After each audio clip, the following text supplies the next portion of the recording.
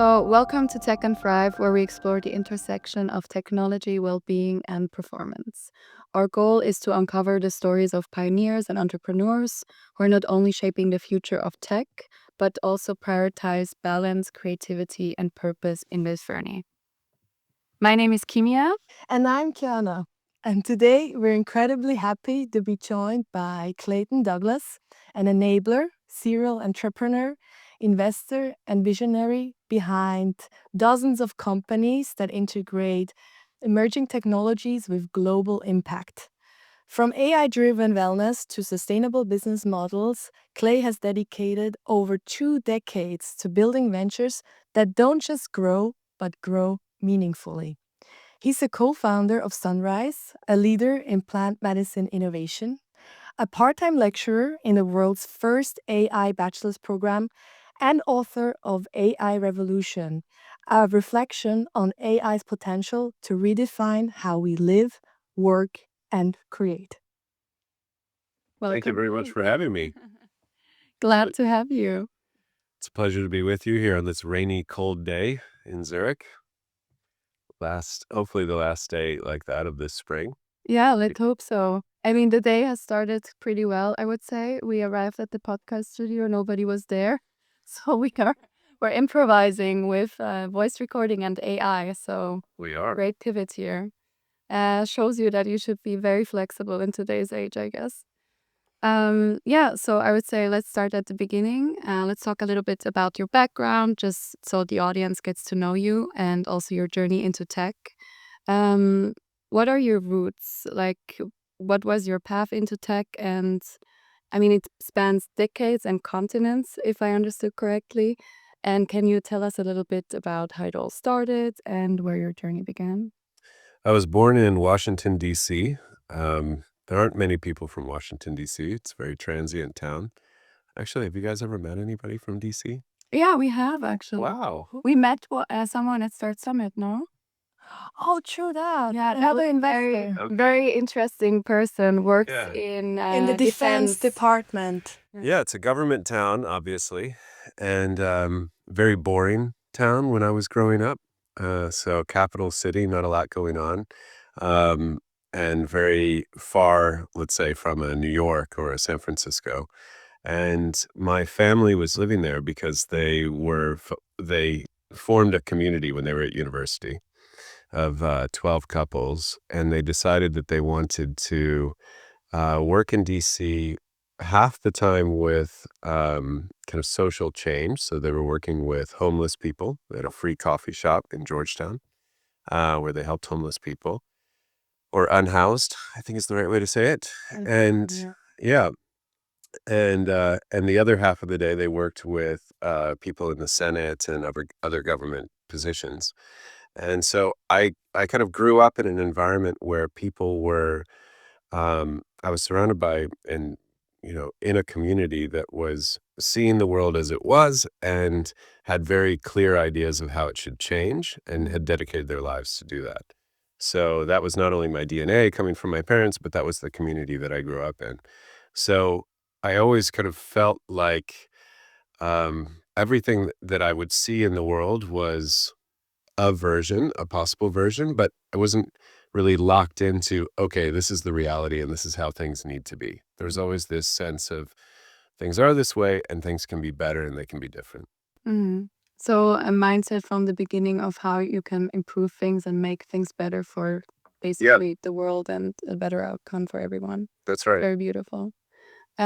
So what originally then drew you into technology and then later specifically to artificial intelligence? So my path into tech was, I would say, unconventional. Um, like a lot of people in the 80s, my dad brought home a computer, and I think most people in tech started coding something very simple. I really didn't. I didn't have a strong reaction to the computer. I was like, okay, here it is, and I would type up papers on it. But I didn't really fall in love with tech from a young age. I started working in politics when I was 16. So in the US, you have Congress people who run every 2 years. I started working on a campaign. So 16, 18, 2022, I worked on congressional campaigns, and then I worked in the House of Representatives. And I also worked in the American consulate in Edinburgh in Scotland. So I thought that I was going to go into politics. There was a congressman, great mentor, and I thought this is the path for me. And I think that was kind of driven by this idea of social change and how can things be different. But if you spent enough time in politics, you realize that politics is not where change happens. Mm. Change happens, I think, often through reality changes. We develop these stories about reality, and a lot of those stories come from media. They come from Hollywood, right? We have, these pictures. I think we'll get into kind of AI and these science fiction views of what the future could be. So I kind of realized that's politics is very much downstream of culture, and culture is really downstream of tools. And when we talk about technology and how technology changes things, you know, all of the revolutions you can trace back to some kind of a tool development. So the agrarian society that led to the industrial society that came from the steam engine, all of these things. So I think you can make a strong case that tech really drives change. And if you want to be involved in positive change, tech is a really good place to be. And I think rightly there are a lot of conversations about, will these tools like social media for teenagers be good or bad? And I think it's important that there's a strong ethical component to tool creation and tool use. So at 22, um, I, uh, I, so my degree is in psychology and religion, and I was studying it at NYU, and my professor, Paul Vitz, said, Clay, all of the really smart, ambitious people are out in San Francisco building the internet. And that's what you should do, which is a very kind way of saying your future is in psychology. So, so We have a lot of talents, maybe just not. yes, exactly. Very psychologically appropriate way to introduce Very subtle. that change. Exactly. So, so having worked in government, I sort of took a tech lens and said, okay, what could I do as a 22-year-old who knows nothing about technology but knows a little bit about government, to kind of work in the space? What's the first thing that I should do? And I started a small internet company to help governments take paper forms and turn them into digital forms, which was a big deal back in the late 90s. My friends in Berlin tell me that's still a big deal. It is, yeah. I just wanted to say it's still kind of a big deal, especially now with technological advancements. I also know some people who work in this space, and I think it's going to also be a big deal in the next 10 years. So, Yeah, yeah, you can always improve document scanning. you can always improve. Yeah, Exactly. absolutely. So I started that company. That was my first taste of technology. The company was a complete mess. I didn't know anything about business. I didn't know anything about the tech, but I ended up getting these contracts because I was young. That was my only qualification. The people giving me the contracts were a generation older, and they're like, we have no idea how any of this works. Maybe you can figure it out. I do think it's actually still kind of like this. Yeah. Like, oh, you're young, you must know how the internet. You're a digital native. Yeah, Right. you know AI, right? You know how to implement it. Yeah, yeah, sure. I mean, Kiana for sure knows how it works. I do also on a high level, but it's funny how everyone nowadays just assumes because you're young. But apparently, also back in the day, they also assumed because you're young, you're like technologically advanced. Exactly. And that's an incredible opportunity for young people. And I think that really was, in my memory, the internet and AI now. It wasn't, if you look at some of the other tech innovations, I guess crypto would fall into that. But Big data, cloud. yeah, you're young. There's an incredible amount of like new information, new things. And then what it does, I think, is give you the opportunity to be the person next to the person who really has the problem and try to figure it out from their perspective with your understanding of the tools, what they could do. So that's how I started. I got very lucky. About 2 months before the crash, there was another larger company in the space, merged with that company. And then from there, just to give you a brief overview, I went to get an MBA because I had a lot of questions about running a business after doing it so badly. And loved the MBA, very quantitative focused MBA. Um, I was finishing early and started in statistics in a PhD program. I've always loved numbers, and then had an idea for another business. Left, started that, and I've been starting and building businesses now, yeah, for over 2 decades.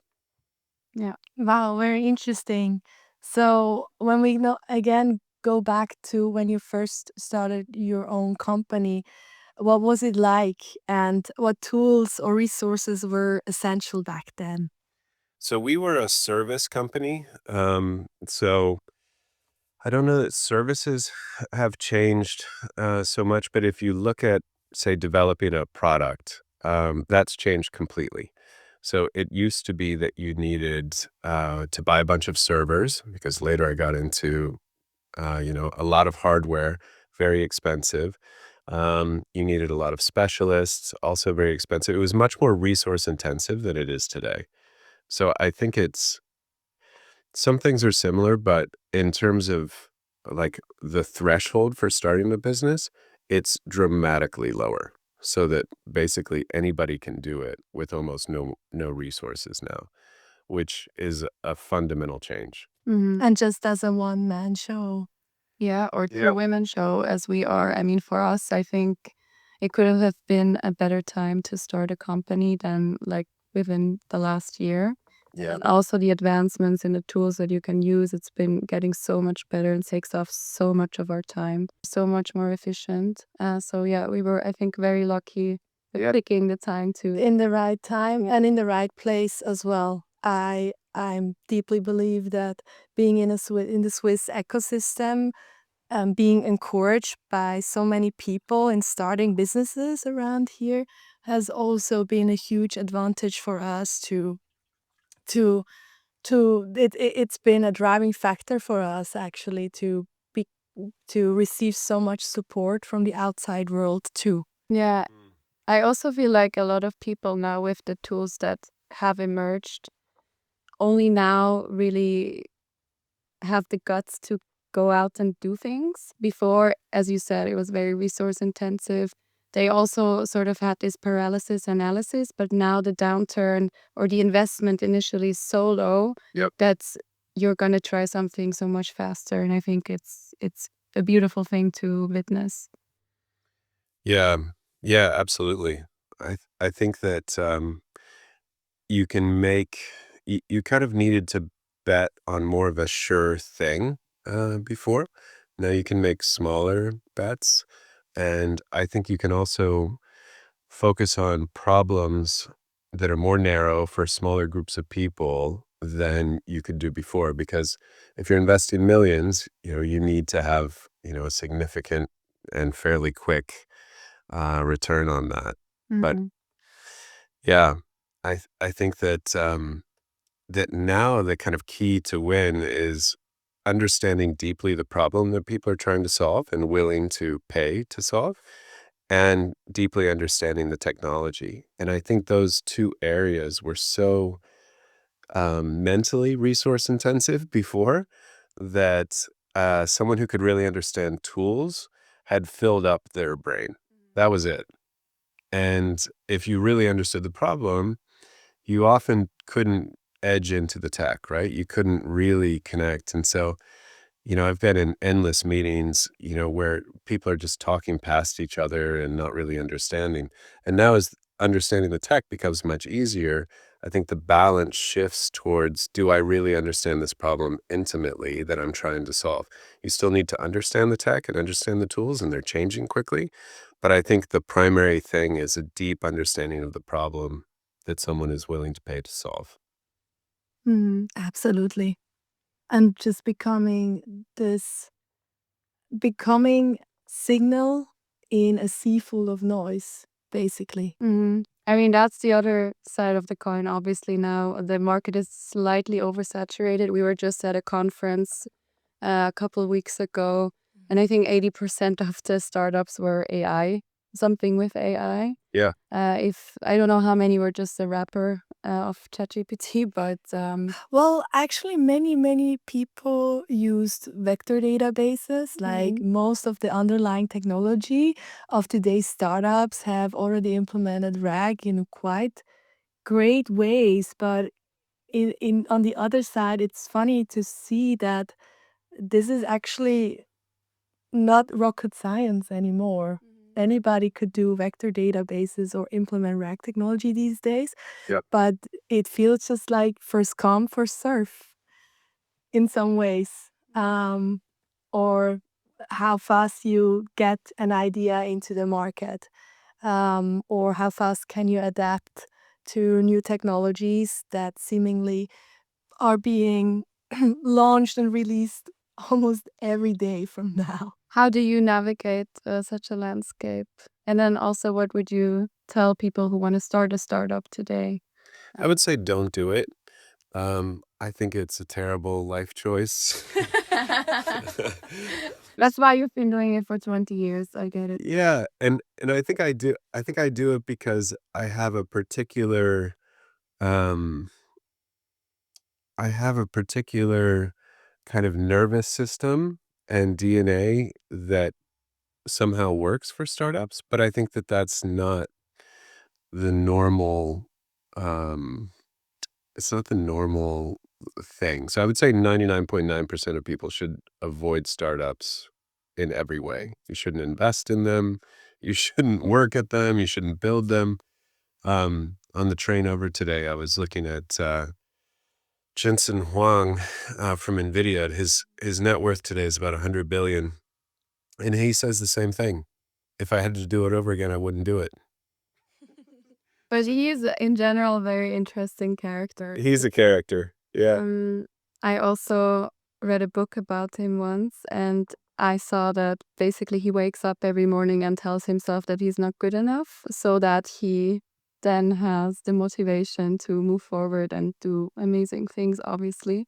But I also really wonder, like, how you can you be happy in that constant state of stress and also negativity somehow? A lot of It, w- psychological empowerment. it wouldn't work for me. Yeah. No, no. I mean, I feel like you do have to always question the status quo and also always want to improve yourself for sure. But then I also feel like you should generally be confident in what you can do and then also be happy because you can be confident that you can solve any problem, you know? But for him, I think it's more like maybe it was something in his family or I don't know, didn't get enough appreciation or love Yeah. so that he now feels that he's small in a way.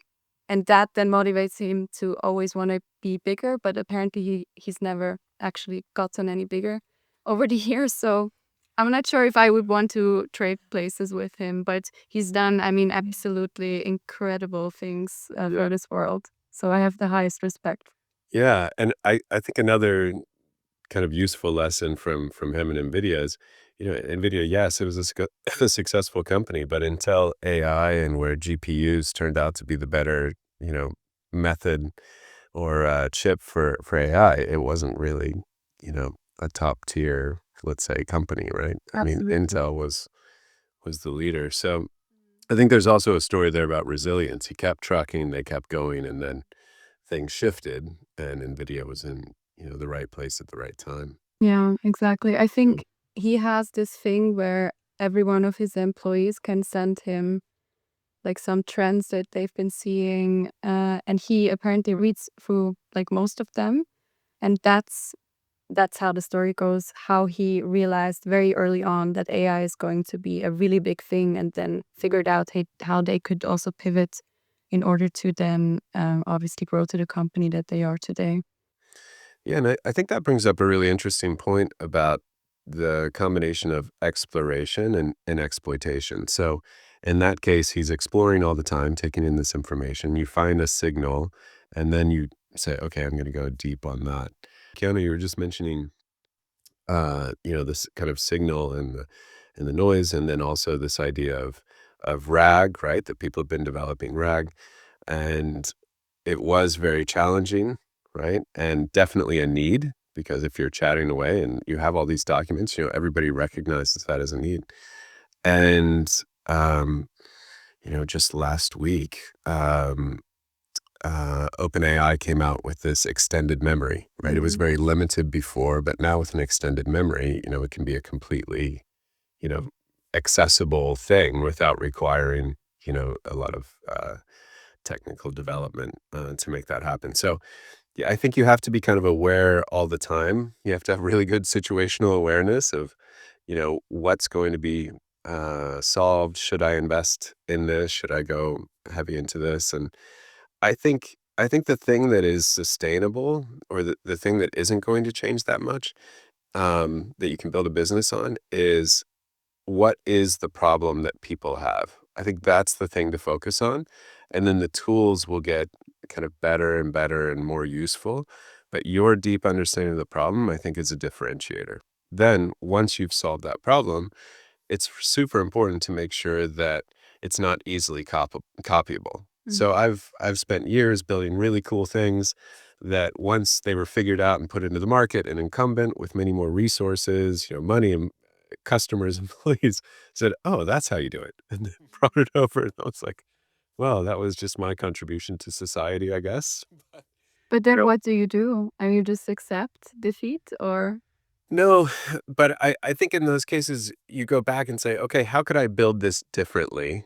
So, and of course, one of the things to focus on is network effects, right? Where if there are more people and more information feeding into the system, is it more valuable, with each new node in the network, right? So, social media, right? I want to be where everybody is. There's LinkedIn. I don't know if there's a second one to LinkedIn, right? So that's very defensible, but it's also very hard to build a network. So I would say if you can do something where your and so your understanding of the problem, I think, is really nothing's really defensible long term, right? But I think in the short term, your deep understanding of the problem is the key thing. One of the things that people who haven't been building software or technology are unaware of is how opinionated it is.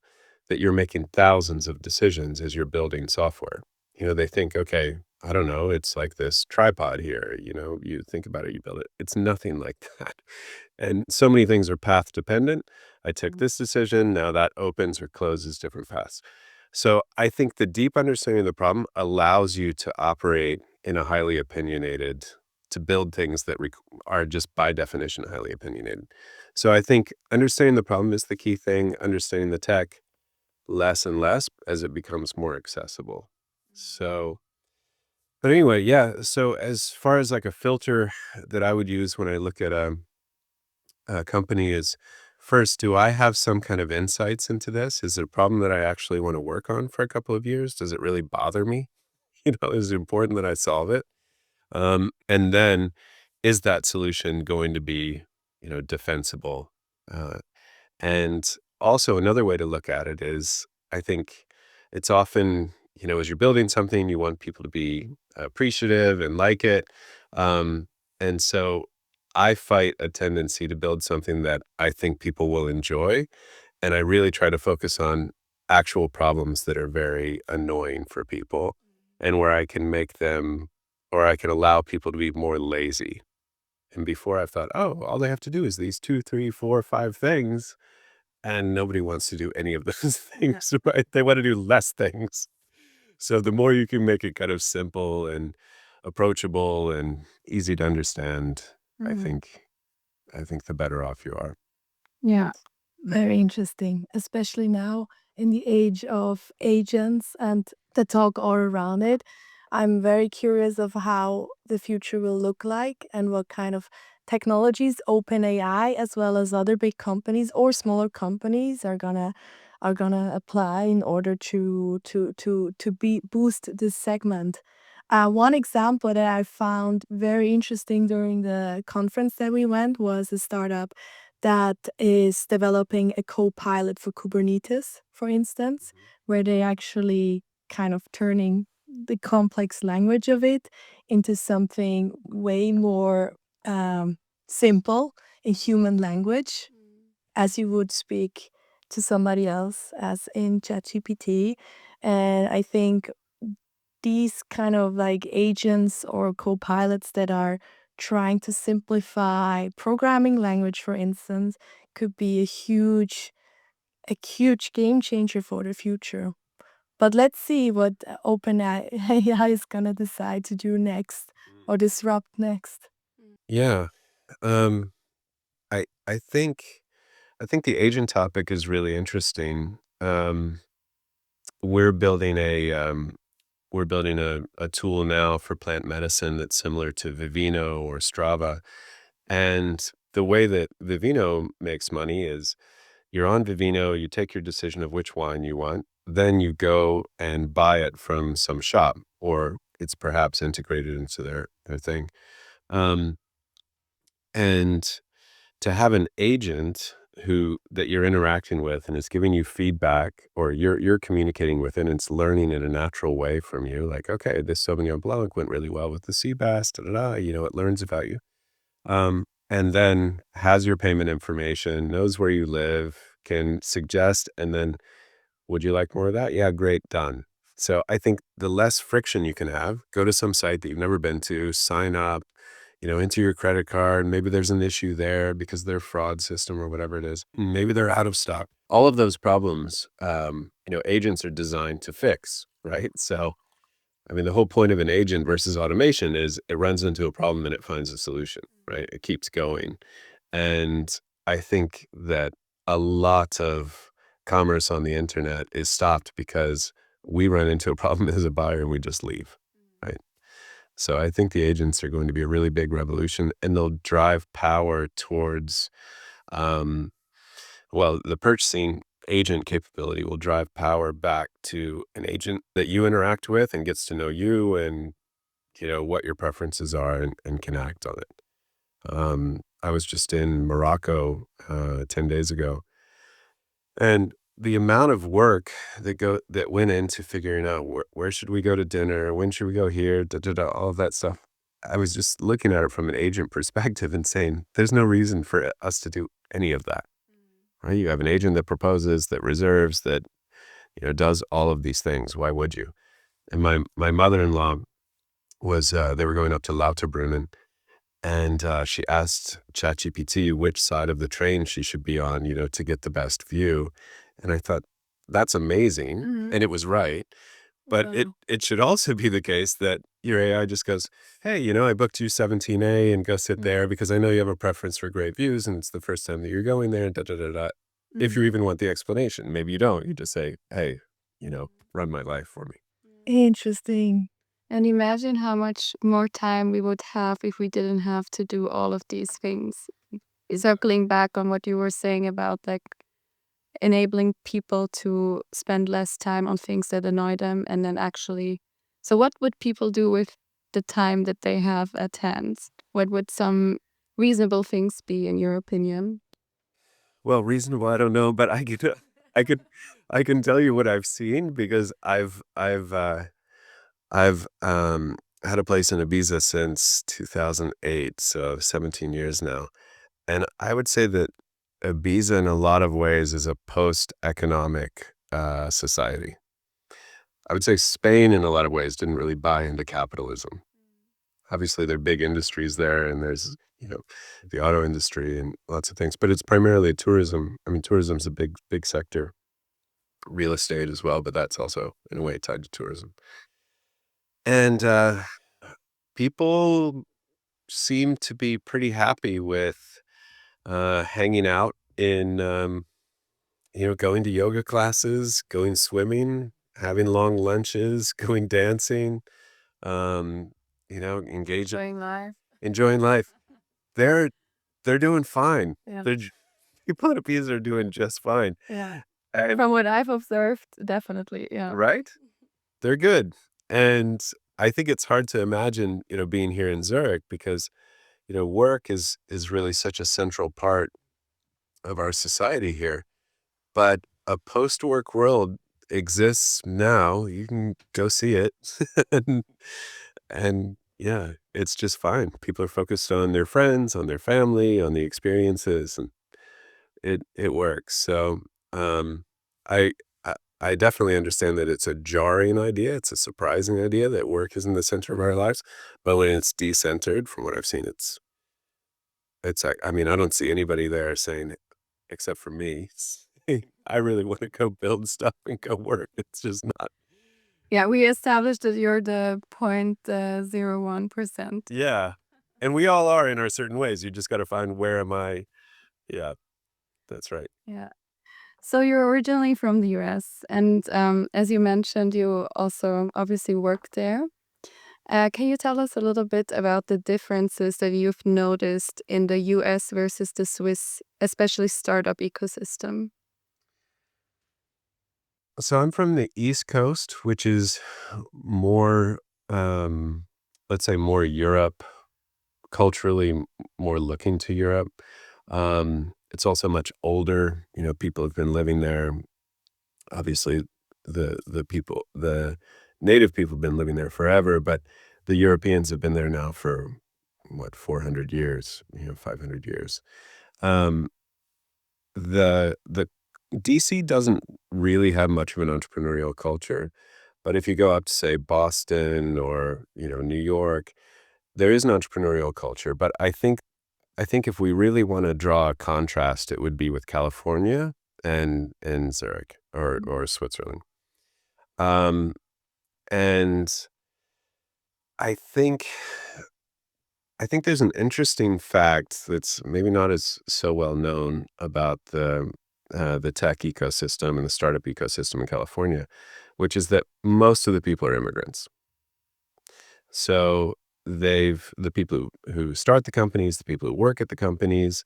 This is why the whole visa story is so important right now for the tech community, because if you can't have the most talented people in the world coming to work on your business, well, what have you got? So I think it's been an incredible magnet for talent, and there's a risk-taking culture there, which is not really present here in Switzerland in the same way. Um, so, people are taking um, incredible risks with all of their resources, with their time, with their reputation, with their capital, and they're just saying, "Hey, let's build the future, right? Let's go for it." Um, and here, I think that we have a different culture. And I say we. I've lived here 8 years, um, and I think the culture here is much more around um, how can we do something at the highest level. And I think that there's a kind of underlying dissatisfaction with the status quo, even though we're living, in my experience, in a kind of sci-fi future, good sci-fi future, right? And So far? so far here, and I was talking with a friend recently about everything going on in the States, and he said, hey, a Swiss guy, and he said, well, when everything goes bad in the world, it goes less bad here, which is part of the advantage that we have somehow insulated a little bit. Those 36% tariffs were scary for 6 hours or however long it lasted. Yeah, it's been a roller coaster, definitely. Yeah. Um, so I think I think the way that things are changing now, I think the tech is becoming um, the tech is becoming so like your ability to use these tools and to create something great. It's almost now that the limit is your standard. So if your standard is super high and your expectations are super high, you can use the tech to hit that standard. Mm. I've never seen, maybe with the exception of Japan, the standard for excellence that we have here. So, and that kind of cuts both ways because startups are messy. We make a lot of mistakes. It's constant, learning by failing. Break a lot of things along the way. Exactly. So I think the very early stage, kind of moonshot, here's a crazy idea, this is probably not the place for that. And you do see exodus, right? So, um, we were talking about Berlin. You have a lot of Swiss people in Berlin. You have a lot of Swiss people in California. Why are they there instead of here? Because maybe they had some crazy idea that, would have been difficult to do here. I think we also have um, in the culture here an idea that if a business fails, it was due to character flaws of the person, mismanagement. There's a lot of kind of judgment around that because if a business that's been around for 100 years and has all kinds of advantages fails, which also happens, maybe it's more likely that there was mismanagement or something. But if you're trying to do something that, is really wild, like the chances of failure are pretty high.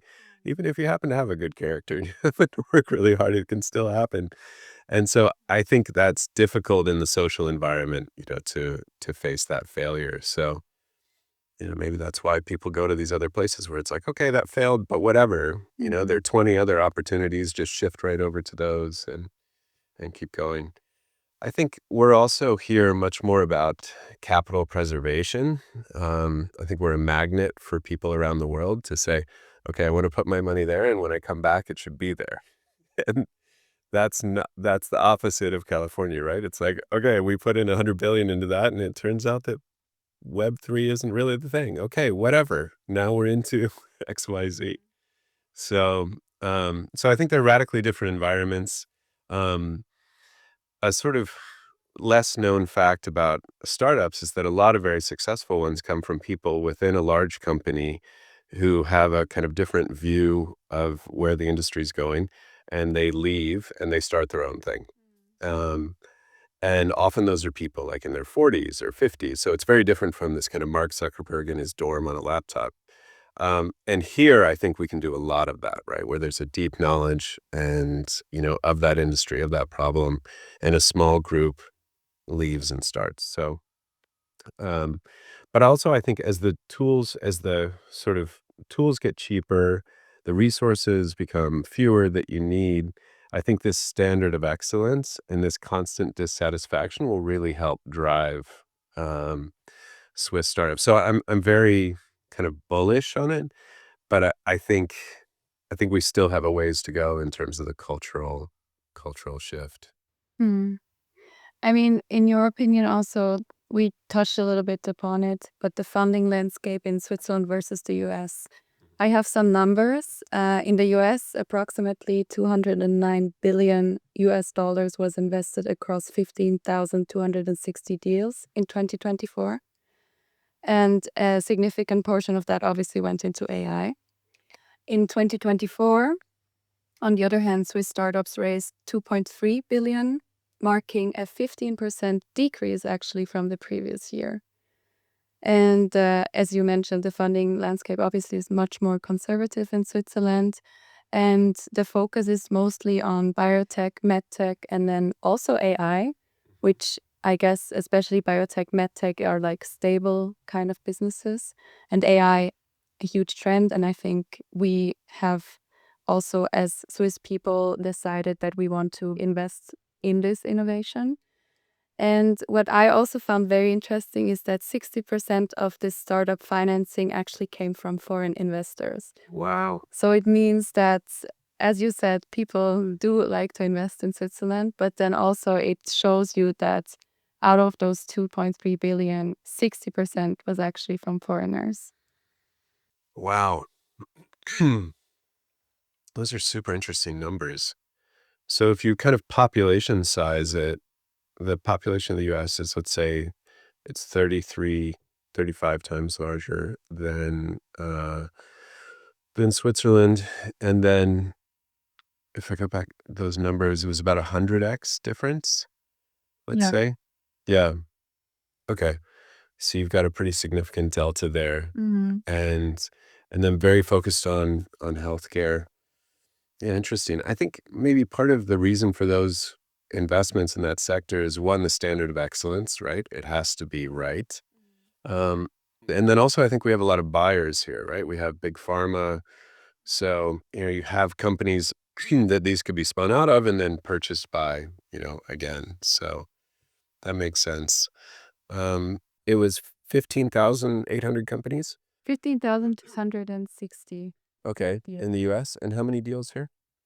The deal number I did not get for Swiss startups, Okay. but I mean, regarding the number, it's like a percent of what was invested in the US. Yeah. Yeah, I'd wonder too if those are maybe a bit more concentrated here than they are in the US because there's a kind of spray and pray approach, right? Just like, hey, fund a whole sector. We have no idea, in part because you can't really have any idea. And I think here it would probably be much more targeted at later stage.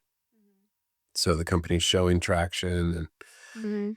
It's true. I mean, for me, I worked in the Bay Area for like 3 months for the startup project, and it was so interesting. I went to a plug and play event, and the people with their PowerPoints, and then you're sitting there as like kind of technically versed, right? And you feel like, I mean, this is technically just not even possible to do, but the person has so much charisma that they just somehow just raised $1 million in one sitting, right? yeah, And that was such a crazy experience for me because in Switzerland that rarely ever happens. As you said, I feel like people invest much later in startups. And then also startups, I feel like they do not quite feel ready to go ask for funding before they have some proof of concept. yeah, And in the US, it's like the complete opposite. yeah, I mean, I also recall being in an actual elevator in San Francisco, starting from the bottom, going up to the 14th floor, and the guy had just elevator pitched me. And I was just like, what is this world? But then again, I have to say, for me personally, as having grown up in Switzerland, and we are half Persian, so we do have a little bit of Persian influence. But still, I feel like a lot of our values are extremely rooted in Swiss values. So for me, it was such a bizarre moment to experience someone just being so direct about what they do and what they need from you, which is considered kind of impolite in Switzerland. But maybe also with the whole globalization, we will adjust a little bit also towards the US in some of the ways of how we are, especially with the younger generations. Oh, so interesting. It's like the seller takes it all. Yeah, I mean, honestly, what I've learned, especially also from consulting, is if you do not go out and tell people, or also from our work, not only, but I learned it mainly in consulting because there you want to get the coolest projects, you want to work with the best people. So they actually have to know that you exist. yeah, So the person who is working on the case very hard, maybe even harder than you are, but they put in so many hours that they never actually present anything to the client or present anything internally and show up at these events that you have internally and talk to people about what you're doing, they will never get as much recognition as the person who works with you, but maybe doesn't put in as many hours, who's still very skilled, of course, but then talks to everyone about what they're doing. yeah. So if you build in silence, it's great if you have a great product, but if nobody knows about it, I mean, you could have also just not done the thing, right? And especially here in Switzerland, it feels like the other side of that coin is because people don't usually don't approach people in such, I would say now, aggressive manners. People might actually become way more surprised when you approach them Mm-hmm. because you're one of the few people actually doing that. But then again, I think you have to be very careful because maybe the same thing that happened to me happens. So I got very shocked and I was like, what does this guy want? This is so weird. I do not feel comfortable. I will never get in an elevator with this guy ever again, you know? So I think there's a fine line. Yeah, we've now been here for 8 years. How have you experienced this? Was there a shift a little bit towards Swiss people taking over some of the more American values also within work culture? Or do you think we have still like a long way to go? And then again, I mean, do you think is it worth wanting to attain these American values within Switzerland, or do you think we're fine off just as we are? I would say this idea of talking to customers is incredibly important um, for the sales, clearly, but also to shape the solution. And I think coming from a Swiss culture where you say, okay, my focus is on something that's really excellent. That's what I want to do. And I want to be useful and I want it to be valued. It's very hard to do that just in a room on your own, building your thing. So I was mentioning earlier how opinionated software is. You need to talk to your customers, right? You need to know because often it's very surprising, right? What matters to them. So I think if you think about it from the perspective of I'm part of building this is understanding what people want and what they value, then I think it's much easier, right? Because you're like, okay, this is a research exercise for me, and I have to validate these ideas. So I think from that perspective, I think it can make sense, and you have a series of questions and you engage in a conversation. In terms of the verbal assault in the elevator, yeah, I totally get where you're coming from. I think maybe just not that guy. I would even just take the stairs for a while after that, just to be like, I mean, I was very traumatized, but then again, right? buildings in San Francisco are very high. They are very So high. I chose to take the risk of encountering another one of those. But Yeah. thank God it was only one. Headphones help, maybe. I don't know. No, Just I don't think they would have helped. no, not this He guy. very like he clearly looked at me and he was like, Yeah. "I'm gonna pinch you now." Oh my gosh. Um, so so what is kind of the root of this culture? Like, why does that happen in the States? One, I think they were all immigrants. We have a strong immigrant culture here. As you mentioned, you're half Persian. 30% of our population are immigrants. Then I don't know how many people cross the border every day from Austria, from Germany, from Italy. It's a lot of people. So there's a core Swiss culture, which is what drove me, which is what I wanted and why I decided to live here. Um, but there's something else that's really interesting in the States. Everybody, almost without exception, has been a waiter. And that's part of the culture. There you go. Yeah. And as a waiter, when I was a waiter, server in a restaurant, I think the pay, and I don't think it's improved, was $2.30 an hour. That was it. So I remember as a waiter, I wouldn't even bother picking up my paycheck because it didn't matter. I was like, because you're working what, 4 hours, 5 hours, like it rounds to zero, right? And all of the money comes from the tips, Yeah. which is totally different from here, right? I have actually Yeah. heard that service workers, I mean, people who work in restaurants and are reliant on tip, that sometimes they would get their paycheck and it was zero because you have to then also pay things to Social Security, and it's unbelievable. Yeah. Yeah. And yet you can make hundreds of dollars, for each service, right? It's for each session. So I think because and it doesn't really matter where you are in the sort of social, lower class, middle class, upper class. Doesn't matter. Everybody does it. And so I think approaching someone who you've never met before and in a way selling them, but with a service orientation, if you've done it, 5,000 times, it's not a big step to say, here's my PowerPoint presentation. Take a look. Here are the fish specials today. Here's my PowerPoint. You've just desensitized yourself to it. You've gotten used to it. You're reading the other person. So I think that's a kind of hidden advantage, let's say, of the US and its terrible pay for waiters and the fact that everybody does it. So Something that was also very interesting that I read is like Mormons in the US, yeah. you have to go on like a mission and go door to door. Yep. And apparently, there's a lot of entrepreneurs in Mormon societies Yeah. because from a really young age, they have kind of been trained to accept no, but then to go on and then knock on the next door. That's right. And I think that's a skill that everyone nowadays who wants to go into entrepreneurship should acquire and be okay with getting no, because Yeah. I mean, I also saw that the founders of Canva, for instance, that we also use for work, that Yep. now I actually even have a project where I work with a client on Canva. Um, they had 100 people say no to their product until the first person wanted to invest. Yeah. And these things actually give me a lot of hope that, I mean, you just have to stay resilient for a long time and accept no's, maybe pivot, maybe not. And then at one point, you're probably going to get a yes, and hopefully that yes will then change your life, right?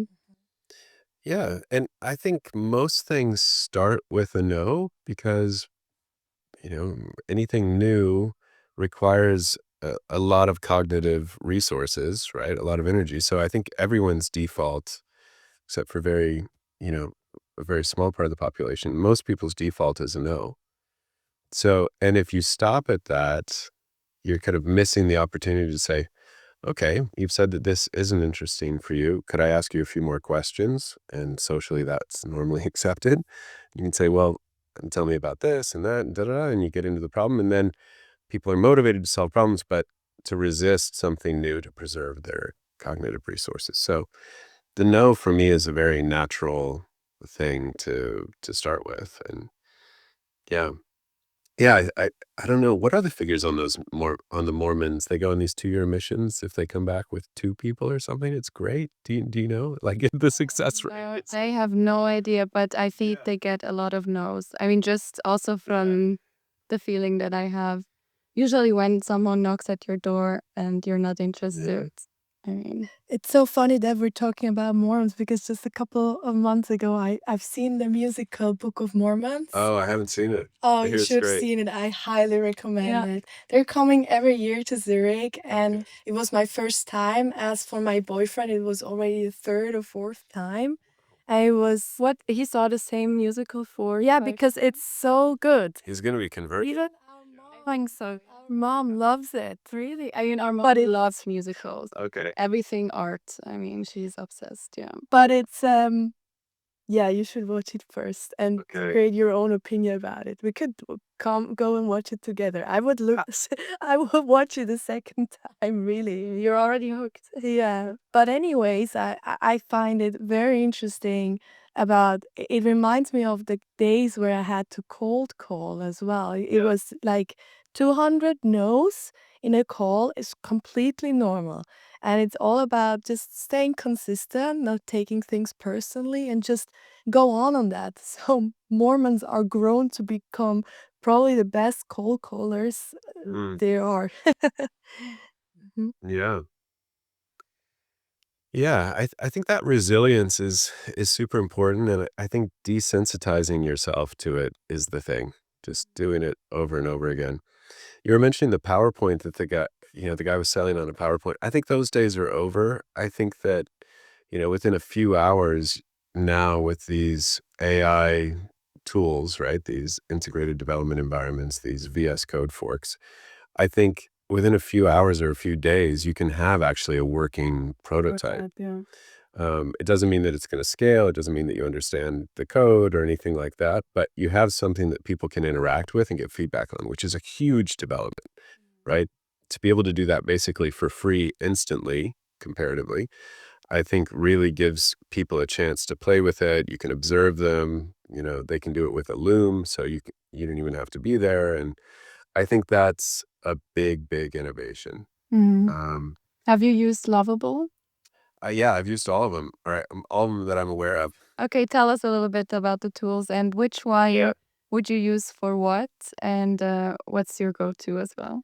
Yeah, so if we talk through them, we have Lovable, Replit, um, V0 from Vercel, and then Cursor, Windsurf, and then beneath those, so those are interfaces, right? Those are the forks of Visual Studio Code, which for anyone listening who doesn't code, the way that you write code, like you would write um, let's say that you would write a report in Microsoft Word or Google Docs. When you write code, you write it in a system like this. Unless you're like John Carmack, you can just do it directly in the terminal, which is amazing. But He is truly amazing. exactly. So, so you have those as the interface, and then you have multiple LLMs that you can choose to, to be basically the intelligence, right? The AI. And up until now, this is April 17th, it's been Claude 3.7. It was Claude 3.5 before from Anthropic. And you can switch effortlessly, right? It's just a drop down to say, okay, which one do I want to use? But I was teaching a class in the MBA program 3-4 weeks ago, and it's a class where people form the idea of their business, and then they're going to present it kind of 3-4 months later. So they've thought through it. They have kind of the PowerPoint, the whole thing. It was maybe a 4-hour class, and they had the website and in some cases working prototypes from zero. It was just a PowerPoint. They had it and it was ready to go. And I'd encourage anyone listening to try one of these tools because it will show you what the future is. It'll show you an agent working on your behalf. So the prompt can be whatever your business idea is. And a lot of people have an idea for a business. Just prompt it like you would tell someone about the idea and watch it go and watch it say, okay, I'm going to structure it this way. I'm going to build the website. I'm going to do these things. And, I think it would be good if we have a form where if people fill this out, it would generate this result. And then there should be a chat function here and then da-da-da. And maybe I should add, it'll do all of that for you, which was, actually impossible like 2 years before. But a lot of the stuff that was possible that would have taken months and months or years and millions happens while you sip your coffee and just watch it go. It's the most wild thing. So, yeah, and then you can just extrapolate that and say, well, that's what our whole world is going to be. I just kind of speak things into existence. It's like this godlike for Genesis chapter 1 exercise. So, yeah, they're amazing. ChatGPT came out with a new one yesterday, Codex, and I'm looking forward to trying that one. But yeah, and they're basically free or very, very cheap, so you buy the credits. So it's a whole new world. And this goes back to our, focusing on, okay, what is Switzerland's role in this emerging world? Well, if it's super easy to execute on something, then the level of the solution is going to match your standard. And if your standard is low and you're used to things just not working and why try, then your software is going to reflect that, right? The tools that you use are going to reflect that. But if your standards are through the roof, like here, and the tools can help you meet that, I think it's really promising for Switzerland. Mhm. Interesting. It sounds a lot like the kind of like hidden potential behind setting up OKRs or setting up very high, even almost delusional goals for the year in order to actually almost reach that kind of level. Always set your expectations higher than reality. Yeah. And I think kind of getting to know, exploring these tools and understanding what could I do, right? What is possible? Um, because you know, there's a lot of talk now that the limitation of these models is really our ability to ask interesting questions, right? It's like, okay, here's, this super advanced model that can give you PhD level solutions. And it's like, well, I don't have PhD level questions. I just want to know, something more basic than that.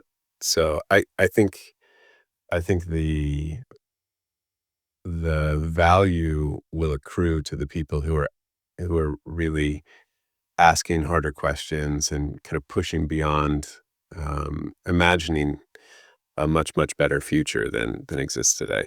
I think if you're just kind of happy with what's going on, these tools that really help. And how do you teach today's generation, the new generation who's grown up with these tools, how to ask the right questions? Because I just talked to a friend about this actually yesterday over dinner.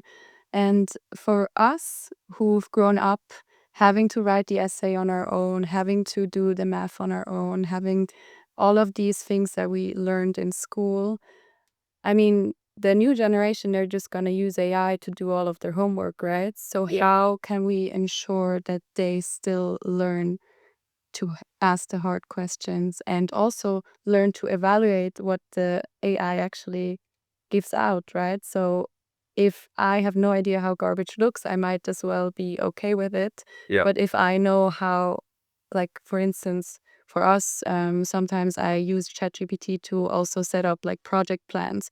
But then I see when a timeline is completely out of in reality is possible, so I can then adjust. But someone else who's not trained in like large scale digital transformations would maybe not know that this is a completely not realistic number of days that it's going to take to implement something.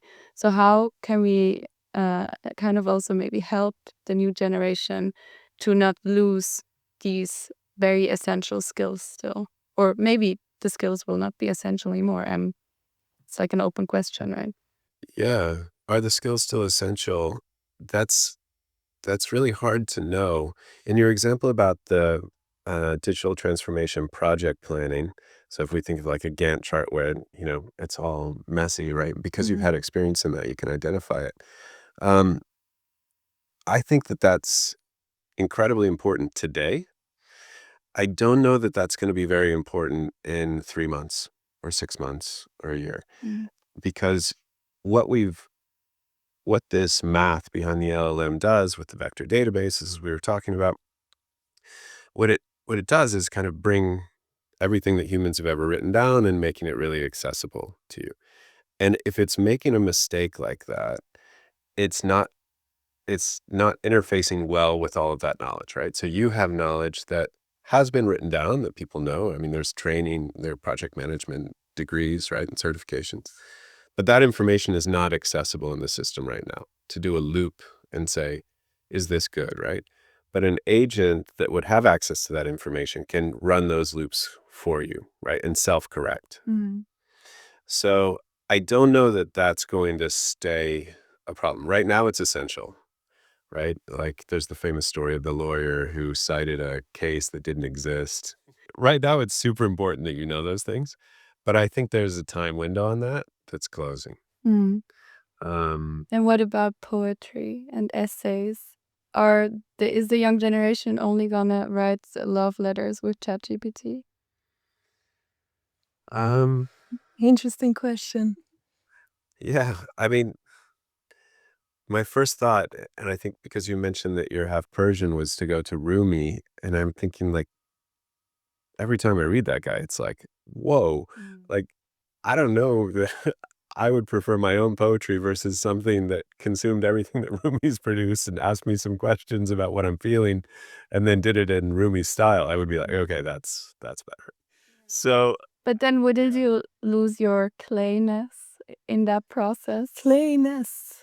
yeah, your own individuality. I mean, with the memory, I think with the memory function of the AI, I think it's like, have you guys played around with some of these prompts, like based on what you know about me? Right. Yeah, they're incredible. It's wild. Yeah, it is Right. wild. Absolutely. Yeah, it's like, what's something that I don't know about myself? And then you're like, okay, yeah, that's right.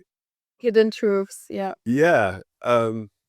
So I think we're going in a direction where um like we have certain, if you think of like how we move through the world, how we interact with reality, we have senses, we have emotions, we have all of these things that the AIs don't have now. But the AIs have lots of other things, like way more memory than we do, much faster information processing in many cases, right? So I think we're going to be working together, um, and I think that those tools can help enhance us, and that's how it should be. It's a tool to help us enhance, just like every other tool that we've developed. It's to help us, reach our goals in a more, you know, delightful and efficient way. Um, But yeah, poetry is an interesting question. Especially if you've never actually written a piece of poetry by yourself, as maybe then the younger generation will never have. How does ChatGPT know your style of writing if you have never actually written something? Or if you're being shaped by ChatGPT from the very beginning. And you adapt to its style. Exactly. Just like, I mean, just open LinkedIn and you see it, right? You see it. Yeah, and it changes too with each new release, right? So I think 4.1 has quite a different personality, better in my opinion. But yeah, it's interesting how much focus we have on the teams who are building because, what's OpenAI, 500,000 people, and the way that they're aligning the models is shaping our our whole world. Could have, like, Instagram with, or any social media with the likes and all those things kind of shape, you know, so many things about us now. So, um, yeah, I wonder, I mean, I think that we should use AI in the way that where it can be helpful, it enhances, and where it can't, it shouldn't be there. So we go back to the example of Ibiza. I don't know if there's a lot of AI for Ibiza. Um, I don't know that we kind of need it, right? Because you're there interacting with nature, with other people. And there, where I think AI can be useful is removing the economic necessity to work or reducing it dramatically. Speaking of, so you wrote a book and the AI revolution, and you just wrote, I think, like 1 or 2 years ago. I think when it released, I Yeah. was able to buy it on Amazon. And you wrote about how AI enables new levels of creativity and redefines how we live, work, and build. So, what does bringing good things from the future into the now look like in your workday? So what I'm focused on right now is um, helping people to change their state. So it's a medical health focused company, and if someone has on a scale of 1 to 10, their pain is a 7, helping them figure out which natural plant medicines could help them to reduce that, and then basically giving them access to that information. So if you think about, and there are a number of different AI applications that I can go into with Sunrise, but one, so that's a very hard thing to know right now because there are lots of different plant medicines on the market. It's a natural product, so every harvest is different. There's also a change over time. So when you harvest to when you consume, the product can be different as well. And having the knowledge to choose the right one can make the difference between your pain going from a 7 to a 3 or your pain staying the same or even going up. And that's a big deal. So that's the problem that we're trying to solve. What do I choose that's going to maximize like the change that I want, right? I'm stressed, I want to relax. I'm unfocused, I want to focus. Like there's a variety of different things that can be done. And to figure that out on your own is basically impossible. If you look at reviews on Reddit or any of these forums, they're all over the place. You don't know, is this person making a commission by talking positively about this? Is this person trashing it because they're a competitor? I mean, it's a mess. So the information environment is basically leaves people with nothing, right? They don't know what to choose. So what we're doing is helping people interact with an AI that asks them questions, that matches their tone, that's a very kind of pleasant experience. And one of the things that I've learned in getting into the medical field is how alone people feel when they're sick. So I think we have a picture from TV shows and movies that, George Clooney in ER is going to figure out what the problem is and really take ownership and da-da-da. That is not most people's experience of being sick. One, you're sick, which sucks. But then you also feel alone and abandoned and like you have to gather all this information. It's terrible. So the idea here, and it's an idea promoted by, Sam Altman talks about it a lot, like where is AI going to be most useful? It's an AI that knows about you and helps you make the decisions. Then as you make a decision, you consume a plant medicine, you have a conversation about it, you provide some information, and then this constant stream of new products, which all have been analyzed by a lab, and you understand all the chemicals and everything and how they can interact. All of that is fed into, here are the top 3. Try these. Here's our probability. Or we think you're going to go from a 7 to a 3. They experience it. They go, I went to a 6. Okay, great. Now let's run it again. Let's readjust and let's do better. Then that information is fed back into cultivators of plant medicine so that they can say, okay, if I adjust the inputs into this plant's life, like into growing this plant, I can be better at dealing with headaches, or I can be better at whatever by changing the intensity of the light during weeks 4 through 6 of cultivation and increasing the carbon dioxide in the environment. I mean, there's a million different factors there too. So why is this a good fit for AI? The traditional software couldn't do it. It couldn't play with all of these different variables.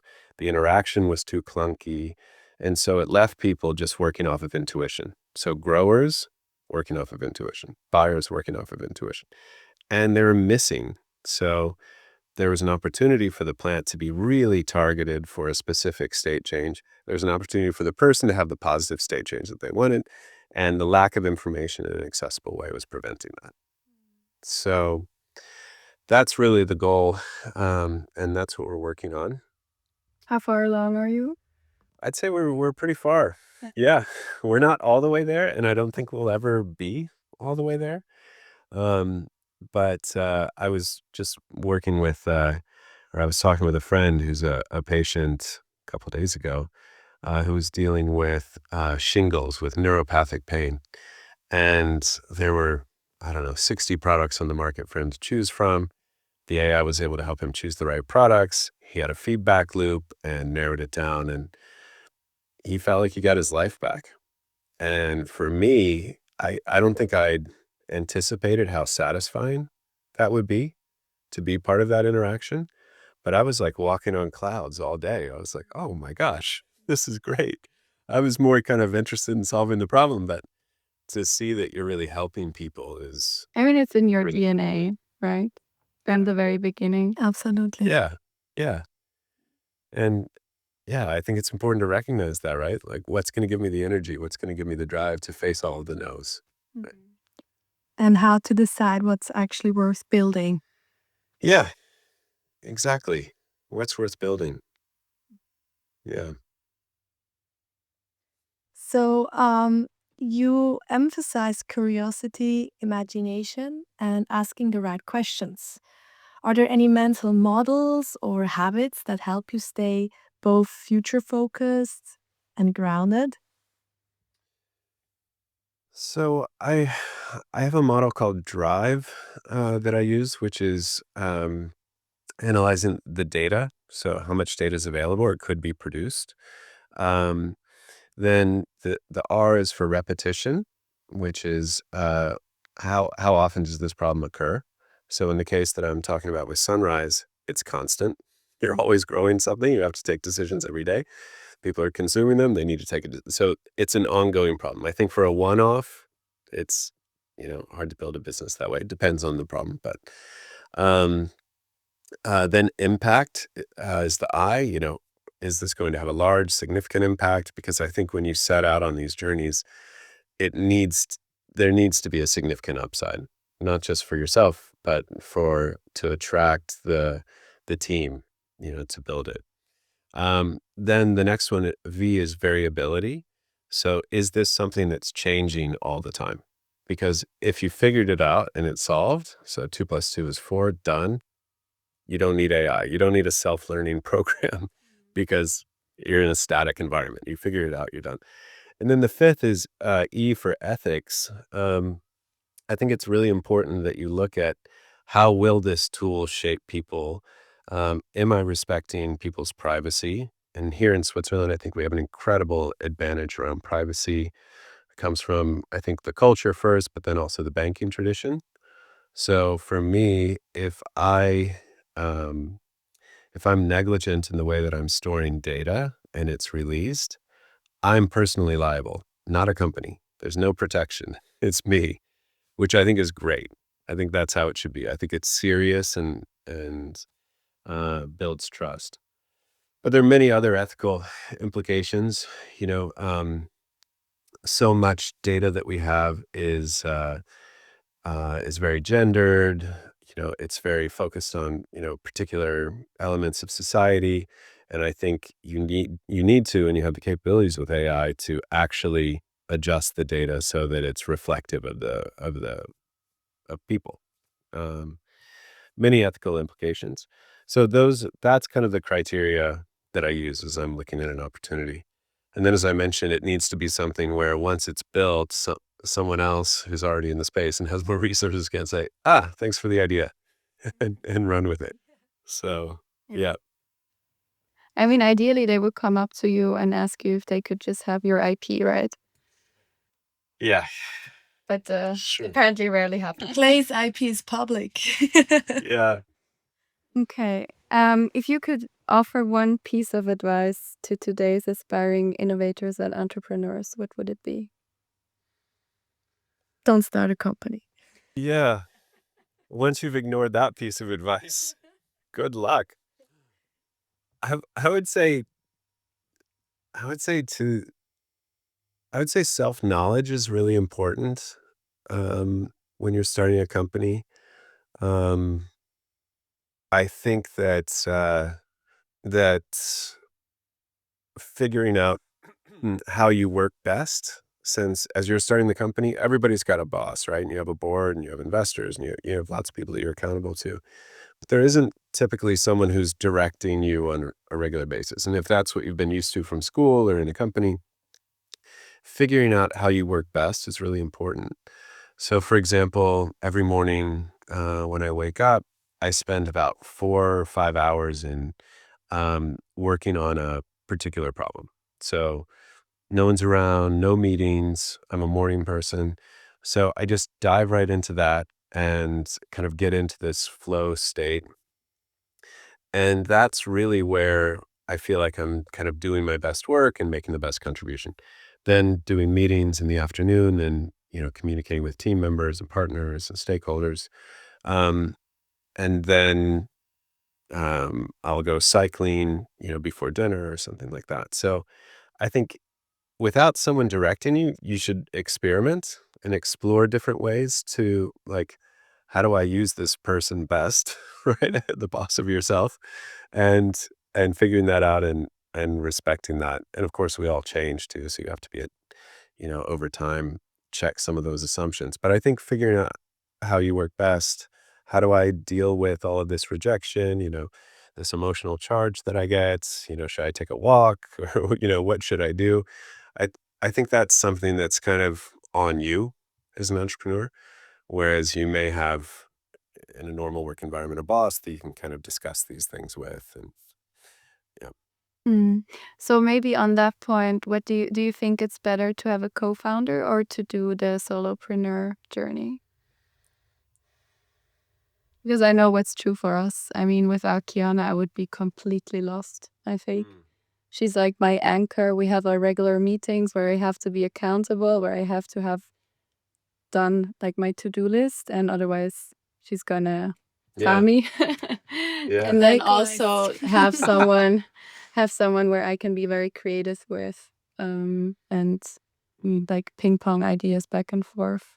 I think it's very valuable for us at least. Yeah, I've never started a company without a co-founder, so I don't know. Um, there's a kind of bet going on these days of um, when will we have the first $1 billion single person company, right? Um, what I have found is that um, I do a lot of collaboration with AI. So, if I have a legal question or if I have, some other question that maybe I would have historically gone to an expert, I don't really do that as much anymore. I'll do it for kind of just to check at the end. Um, and you're seeing the impact of this like in the legal profession. But um, I think in a way, and there's talk of kind of like setting up agents who act as your board and can act as your co-founder. I think there is a kind of co-creation with the AI that was never possible before. So I think if someone says, "Hey, I really want to do this on my own. That's how I want to do it."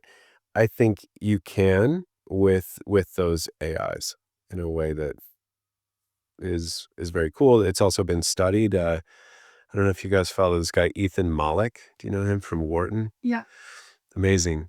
And he just published a study with P&G about a month ago where half of the I think there were like 700 executives or something at P&G, half of them were not using or were just using AI in kind of a basic way, and the other half were really focused on it as a co-creator or co-executive to them, and the differences were really significant. So, um, they because, P&G is a fast moving consumer good. You have like marketing, and then you have a lot of like R&D.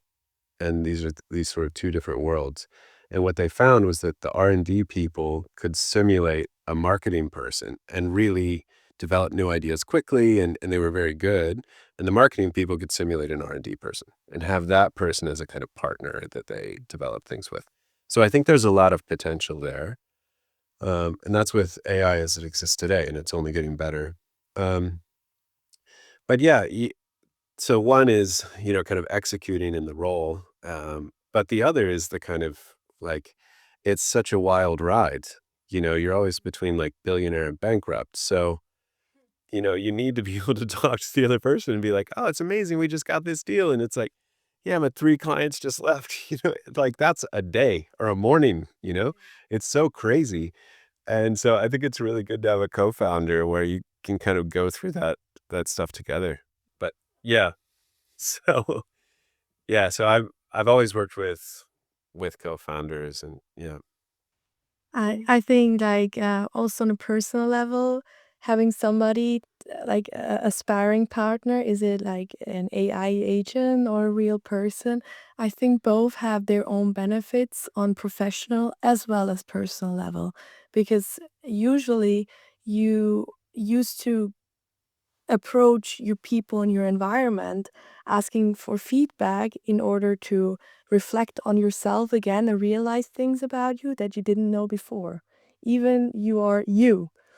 And I guess the kind of interactions that you have closely with a co founder, for instance, you get to experience way more about yourself in interacting with another person. And I think it will open up many more opportunities to have somebody just in your pocket, basically talking to it and actually be receiving immediate feedback about yourself. And I think it can really contribute to somebody's personal development and to somebody's self-knowledge as well. Absolutely. Yeah. Yeah, well said. Yep.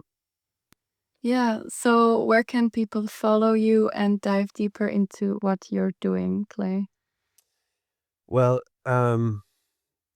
so I have a personal website, Clay Douglas with 2 S's.com. Those 2 S's have sometimes been a problem for family members as they've signed up for things. Banned word. But yeah, so claydouglas.com.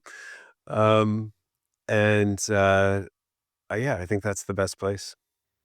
Perfect. Yeah. You don't do emails. We know that. No.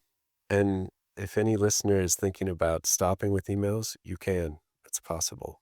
Do you want to elaborate a little bit on that? I'm actually very curious where that comes from.